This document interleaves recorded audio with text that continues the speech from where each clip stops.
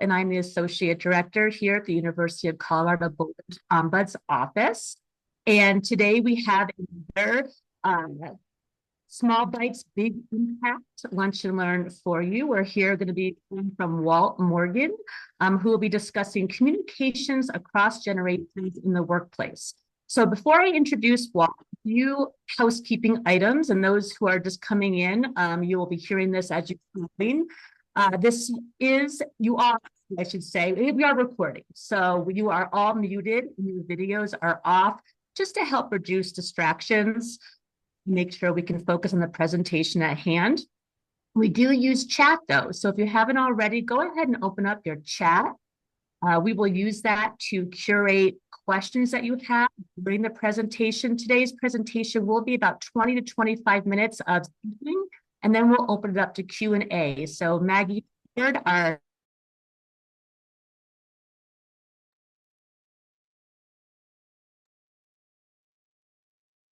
You're muted, Liz. Sorry, Liz, you're muted. I'm muted. No, I'm not. Where did I lose you? Where did we end? You were just saying my name. Okay. All right. So what I was saying was Maggie Howard, Fearless Program Admin, will help curate the questions as they come in the chat so that Walt can respond to them at the end. And she'll also be available for any technical issues that you might have along the way. So you can private message her if you do have any issues. As usual, we will follow up today's presentation with an email. You'll have links and sources that come up, a link to a feedback survey, a link to the recording, and of course, information about our upcoming Lunch and Learn. Okay, so that's all my housekeeping I have for without further ado. Let me go ahead and introduce Walt. Walt Morgan is a professional leadership coach who helps executives in ways that advance their impact. Before starting his coaching business, Walt worked as an corporate leadership facilitator, and he additionally served in the US Navy, where he retired at the rank of commander and flew over 3,000 hours as a helicopter pilot. It's pretty cool. He completed his undergraduate degree right here from the University of Colorado Boulder, and he also teaches leadership courses here for the last 12 years. On a more personal note about Walt, he and his family live on the hill right here in Boulder. He's got 2 teenagers, and he also he's a Buffs fan, folks. He has season tickets to the CU football. So again, for today's presentation, we want to welcome Walt. Walt will speak about 20 or so minutes, and then we'll open it up to Q&A for you. All right, so Walt, I see people are still coming in. Go ahead, take it away. All right. Thank you so much for that introduction, Liz. Thank you to you and the entire Ombuds team for hosting these conversations. And thank you everybody who's joining this conversation today. I have to say, when I rehearsed today's conversation, I didn't do it in a casino, but with all of these sounds and this dinging, I'm going to do my best to not get distracted. Let's jump into a presentation so that you can look at some slides while I'm talking. Okay, so we're talking about appreciation and communication across workplace generations, and there's just this powerful statement around that on Norland Quad that many of us are exposed to. Who knows only his own generation remains always a child. And one, I think George Norland's words in this are important and somewhat immortal. And I'd also add there's another maybe meta opportunity here, which is when I look at this, I also see that the language, particularly around pronouns, is a little archaic. And are we able to hold that with grace, right? The very statement itself challenges what's being presented in that moment. Who knows only his own generation remains always a child.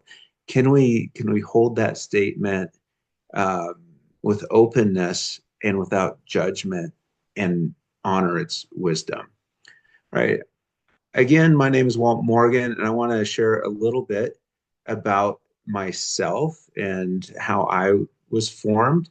I grew up on a ranch in rural Oregon. My mom still lives on a ranch. This is a photo of it. I was in the Navy for 23 years. I flew helicopters. That's me in the right seat of Knight Rider 6-4 there.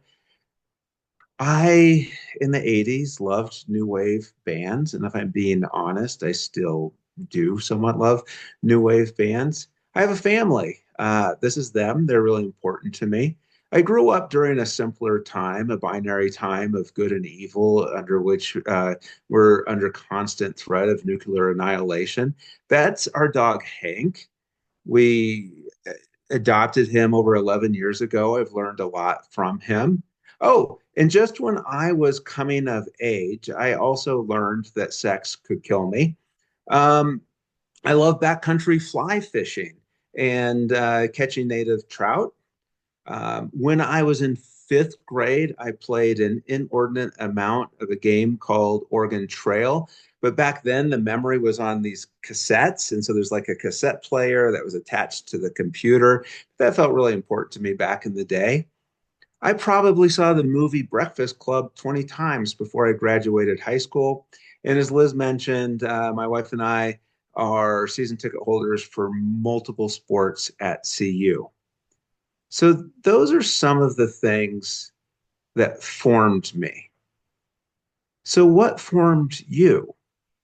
A simple exercise that I would offer is maybe write down the things that did form you, a short list of maybe 1,000 or 2,000 things, and then you can go back and circle the things that are generational.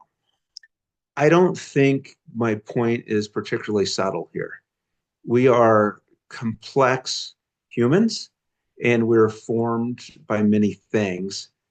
A few of those things might be generational. And even when they are generational, we aren't all formed the same way by them.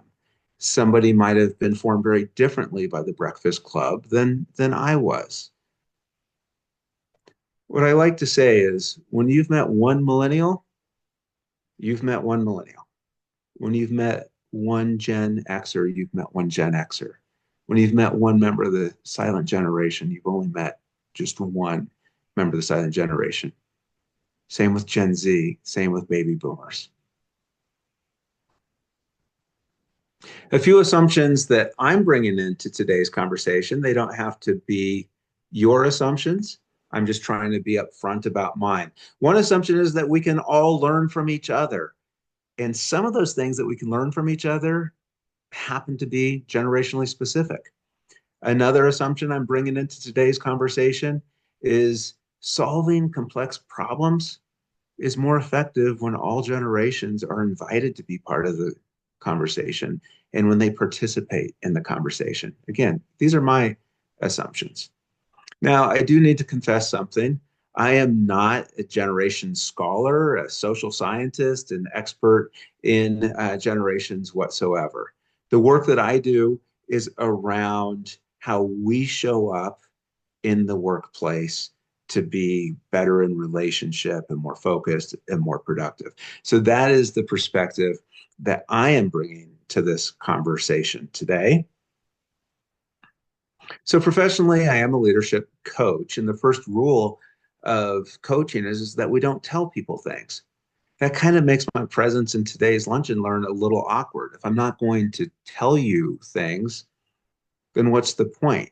And in fact, what's the point of coaching in general? If we don't tell people things, then what do we do as coaches? And I'll share up front that that is a soul crushing question that has been the demise of many a professional coach. What is it that we do? In general, we listen, we observe, we reflect, and we inquire. And I want to touch on the inquiry part for a moment. Something that happens to me frequently, and when I say frequently, I mean almost every day, is one of my clients will ask me a question, and I'll turn that question right around. So it might go something like this. A client might say, what does this have to do with my sense of overwhelm? And then I will say, what does this have to do with your sense of overwhelm? And their face will take an expression that I affectionately call the stunned mullet after the fish, not the haircut. And they'll hold that stunned mullet there for a while. And then the next thing they say tends to be really insightful and important and profound. There's this real power in inquiry that I would like to tap into in today's conversation. When we ask ourselves the hard questions, or when we ask each other the hard questions from a place of good intentions, we take accountability for those answers and we honor our wisdom instead of indulging our judgment, and we begin to grow. Again, I think there's tremendous power in questions.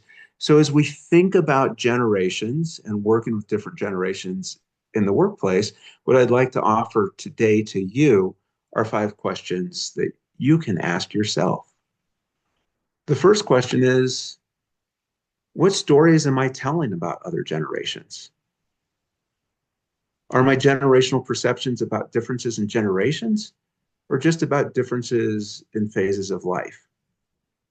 What would it be like to be a member of another generation? What can I learn from other generations? And how can I communicate with other generations? If there's just 5 questions, there's more questions.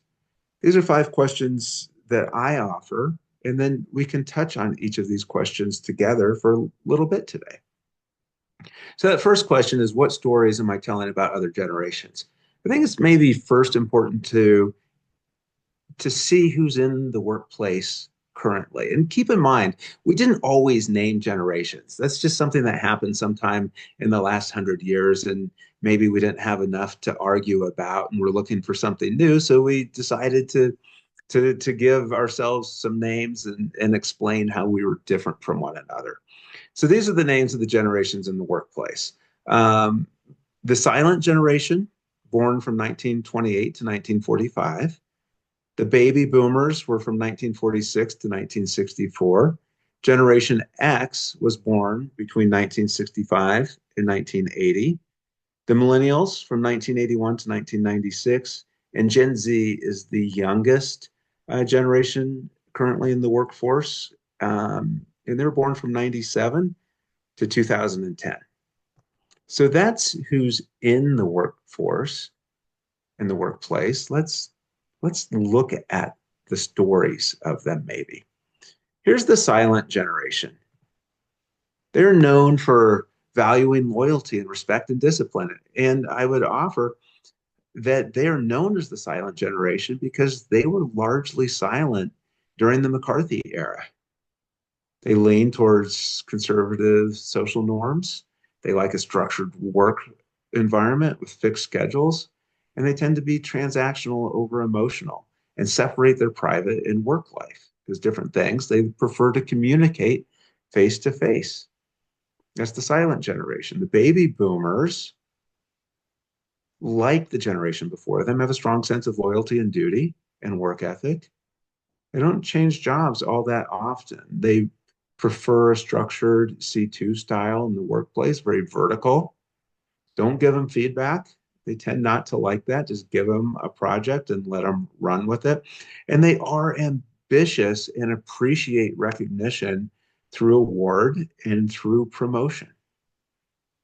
Unlike the generation before them, they aren't silent when they see social or political injustice, and they somewhat made their name around that in the late 60s and early 70s. Generation X, value hard work. I think this is the 3rd generation in a row that we've said values hard work. Well, that's interesting. But Gen X does appreciate a more flexible work style, and they do prioritize their personal life above their work life. Generation X tends to feel betrayed by organizational structure. Family structures let Gen X down. Traditional political structures let Gen X down, and generally Gen X feels distrustful around authority. In fact, I'd point out that the baby boomers have had 4 US presidents. Generation X has had none. I just slipped. I said we because I am Gen X. Gen X tends to not seek authority as much as maybe other generations. And Gen X does tend to challenge social norms and pretty much everything else.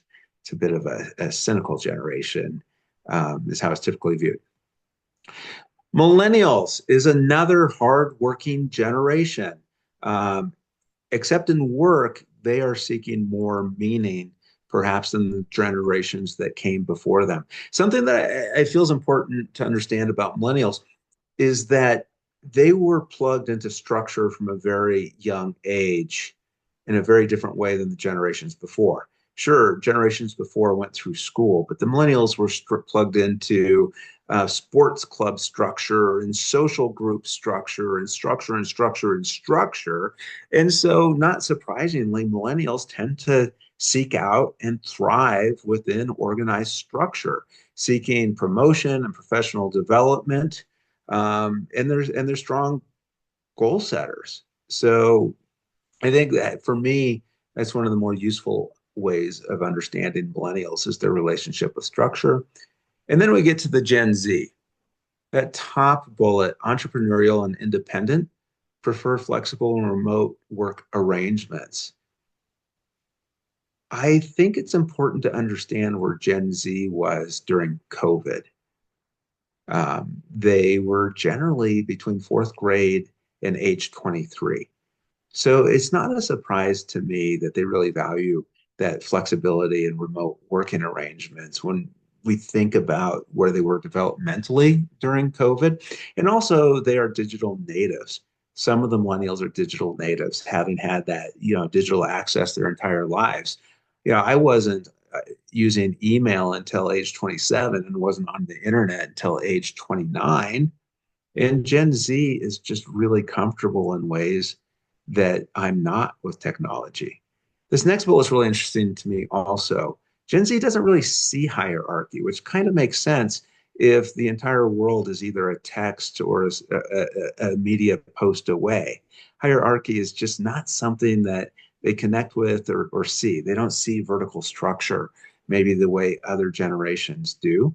Um, they are attuned to DI and mental health. These are conversations that they were surrounded with and are surrounded with as they grow up and develop, and they do appreciate feedback, unlike the boomers. So these are the stories of the generations. I would guess that many of you have seen Adichie's TED Talk, The Danger of a Single Story. For me, this TED Talk was profound, even life-changing. And the idea that was so important to me is that the single story isn't necessarily wrong, it's just incomplete. So what I've just shared are the single stories of generations. That story may not be wrong, but I'm certain that those stories are incomplete. And the opportunity that we have before us is to see a more complete story of the generations, to enter the dialogue about generations with an openness that allows us to see a more complete story and not be too attached to the single story. This was the next question, the second question. Are my generational perceptions about differences in generations or phases of life? So I recently achieved a developmental milestone, and this is the milestone. I now care about the parking spot in front of my house more than anything else in this entire world. Now, I remember when I was younger and I would see these bizarre older people who had strong opinions about parking, and I would laugh at them. And now that's me. Like that spot in front of my house that is maintained by the taxpayer and open to the public feels really important to me. That is not about me being Gen X. That has nothing to do with my generation and everything to do with me being 55 years old. And by the way, I live next to a college rental where there are 8 people that rotate every year, ages 21 to 23, living there. And I get to watch firsthand what those 22-year-olds are up to. And it was the same thing that I was up to when I was 22. Now, their lives and their priorities and their circadian rhythms and their social engagement is very, very different than mine is now. And it's very familiar to me. It's not that they're Gen Z, it's that they're 22. So, how many of the stories that we make up about other generations are just stories that we make up about a phase of life? In the last year, I had this conversation with somebody I knew in high school, and I swear to you, he said this to me. It's the most amazing thing. He said, "I think these young people are less respectful of older people than we used to be." I like it was such a stereo. Like, how do you get there?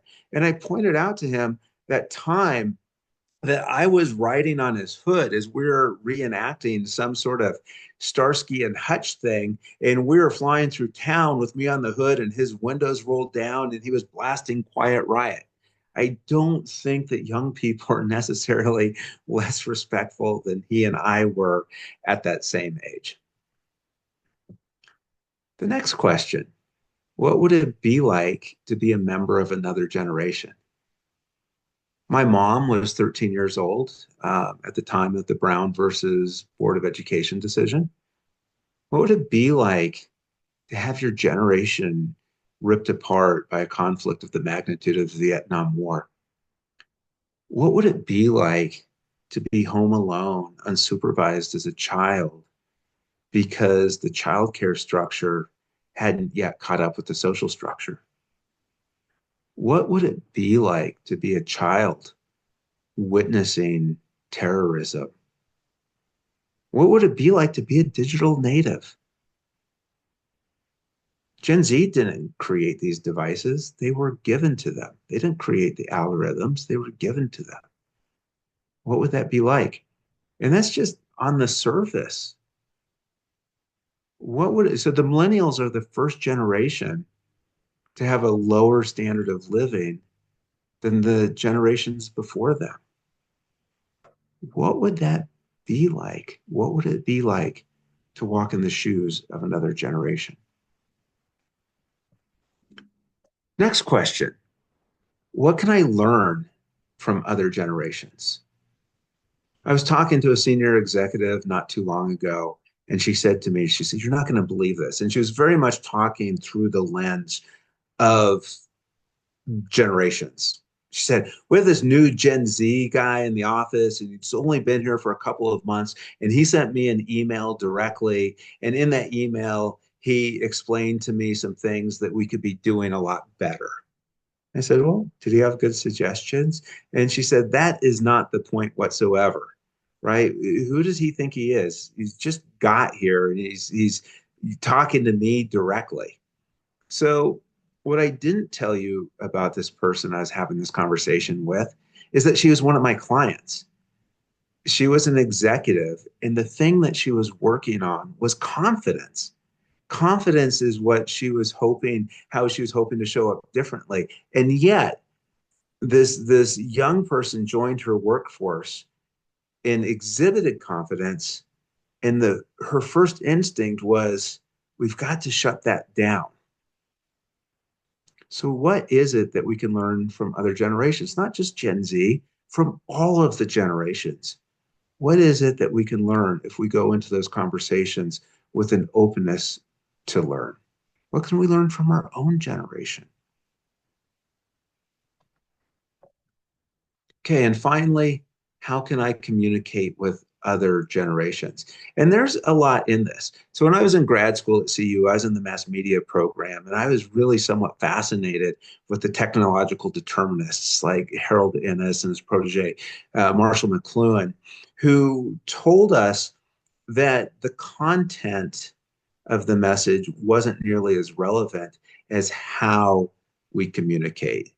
The media through which we communicate was the most important thing. So in our workforces currently, we have preferences around face-to-face communication, phone communication, email communication, text communication. Now, I said earlier that I wasn't even on email or the internet until my late 20s. And even then it was kicking and screaming.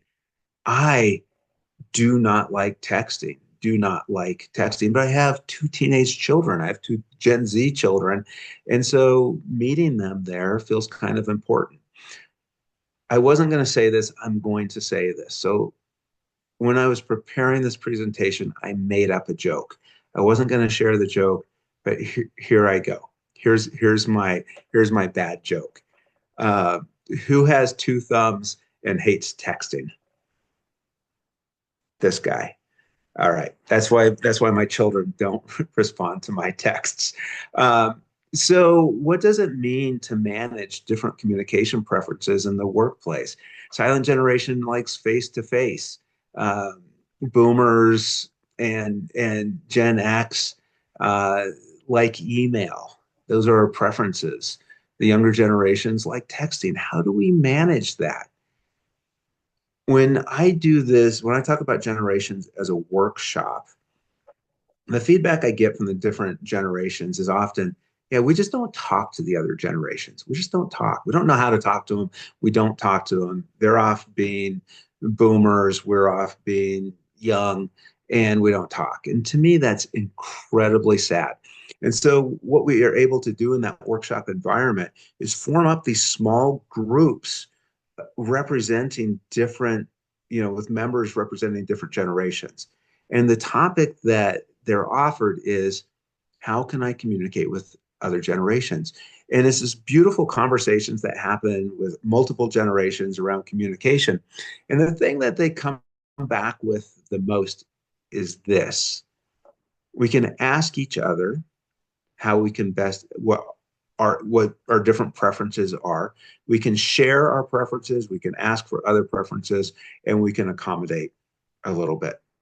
That's it. That's all it takes to communicate, which leads us to the bonus question, which is what would become possible if I took a figurative step outside of my own preferences towards someone else's preferences?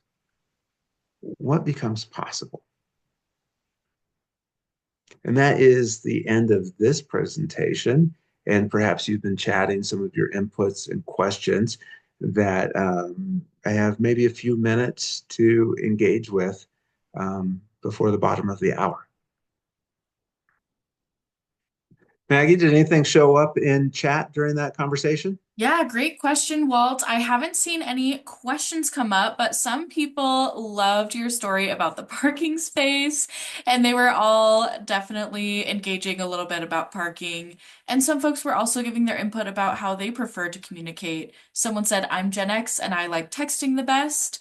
Someone said, I often give up trying to find the right emoji, or voicemail gives me hives. So if y'all have any other input or questions, please put them in the chat or feel free to ask while out loud. And something showed up that I really appreciated in that. I'm Gen X.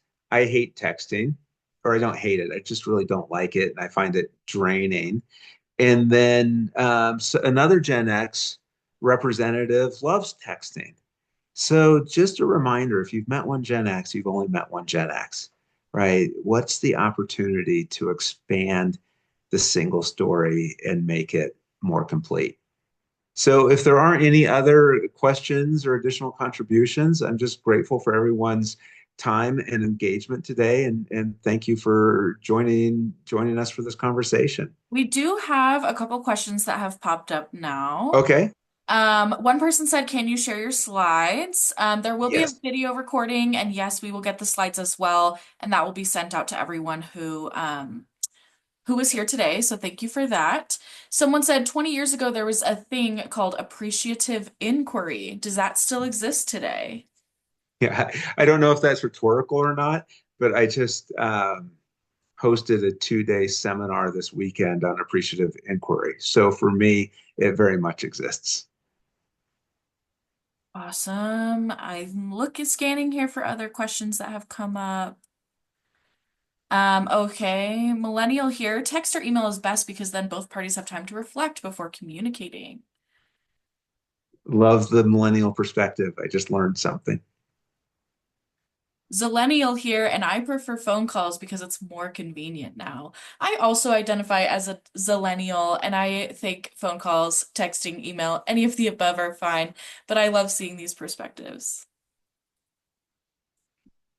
Wow. So millennial who hates the phone, unless it's parents. And then, so the invitation is, for me as a non-texter, for you as a non-phone, what would become possible if I just made one step in the direction of accommodation towards something that's not my preference and invited somebody to take one step towards me?